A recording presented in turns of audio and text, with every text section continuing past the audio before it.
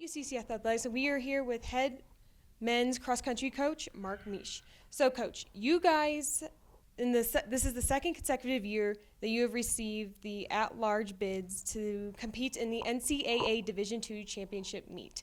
What does that mean to you and your team? Well, I mean, obviously, it's what we shoot for all year and work towards, and thankful for the opportunity. The season, every season comes with its ups and downs, and you never know what's going to happen. There's injuries, there's setbacks, things out of your control, and so you just try to hope that things kind of fall their way when you need it in the end.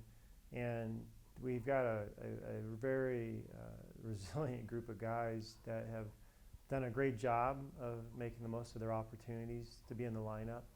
And nothing really changes for us in terms of how we approach things. This is kind of where we expect to be, and that's kind of how our season was set up for this. And so, we're thankful to be there. And anytime you be an NCAA championship, it means a lot. And during my career here at UCCS, we've been really fortunate to have that opportunity several times. And I always tell the men, I say, 90% of the country would be happy to be you right now. So, make sure we don't take that for granted. Absolutely. And then you had three of your players earn the All Southern Central Region honors. What do you have to say about those guys and what they've done for the season? Yeah, Afi Zaru, Matt Strahm, and Mark Simmons made the all-region team, and that's a great accomplishment. I think the history of our program, we had one other year, 2012. We had three men make all-regional in the same season, so that's a pretty tough standard. That team was really good. They were 11th in the country, and so that says a lot. Afi, his place overall tied the highest place in school history. Moses Tum was also 7th in 2004, and he ended up being a national champion in the 1500 in track and 9th in cross country at nationals. So, obviously a tremendous athlete. So that's really a great standard to measure it up against, and to have accomplished the same thing says a lot about the kind of runner Afi is. But those guys are just still just doing the same thing they've been doing all year. They've been very consistent. They know about where their ability level is, their fitness, and they race to that level. And I just always tell the guys, I say, look, if we're doing things right and we race to the level that we're capable of, we follow the race plan, then you have to make somebody be good to beat you. And those guys have done that all year. They're in pretty high company in terms of the folks they're battling with. Fantastic. And then the NCAA championship race will be on November 23rd, and it'll be in Sacramento, California. How are you and your team both mentally and physically preparing for that? Yeah, I think when you get to this point in the season, every team that's there, that's advanced, they've all had to go through the same process. Even I told the men after the race in Texas, I said, the slate is really clean, because right now, the next 2 weeks, everything else is behind everybody. Whether they've had injuries or whatever the teams have had to go through to get there,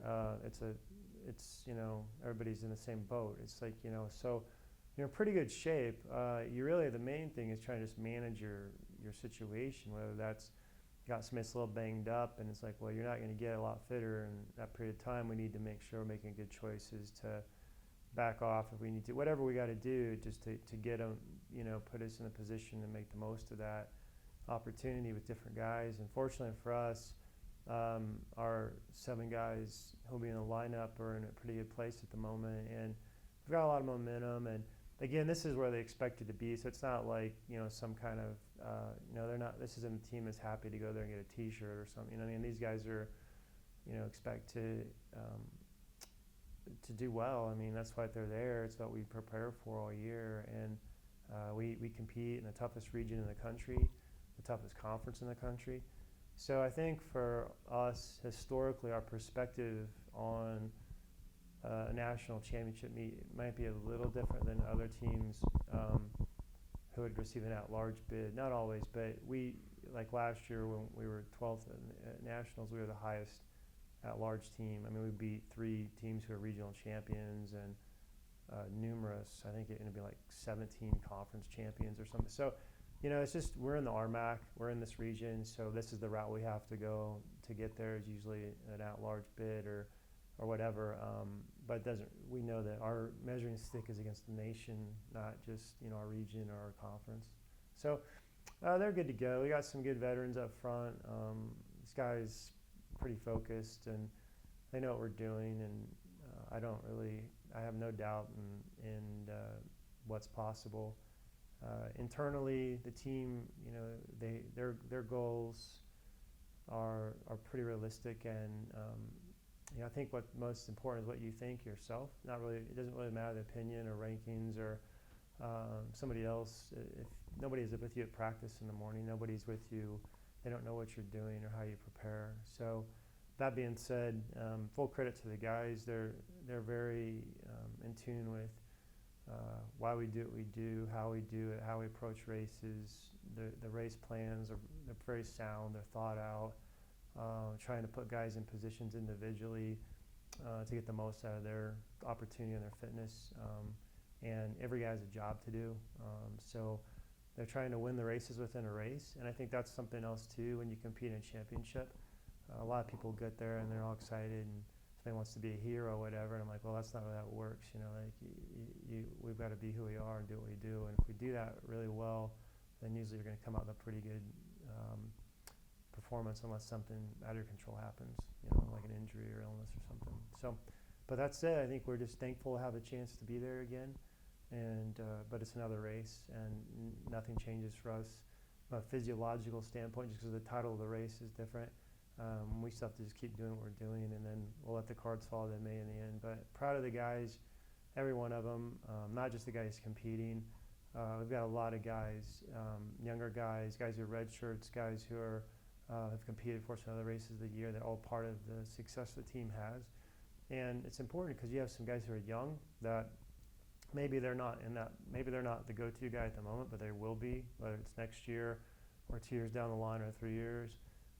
When you look at the 7 guys you have competing, 3 of them came in this program as guys who would have been considered walk-ons.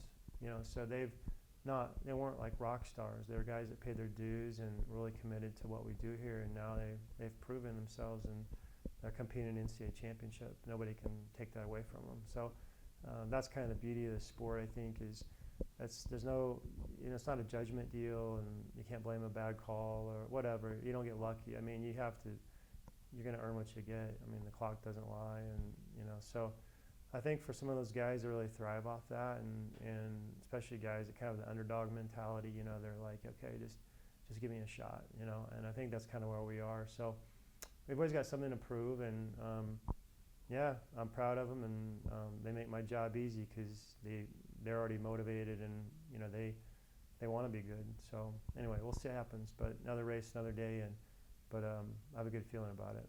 So. Sounds good. Well, thank you so much, Coach, for your time. Good luck at your next race. Thanks. Go Mountain Lions.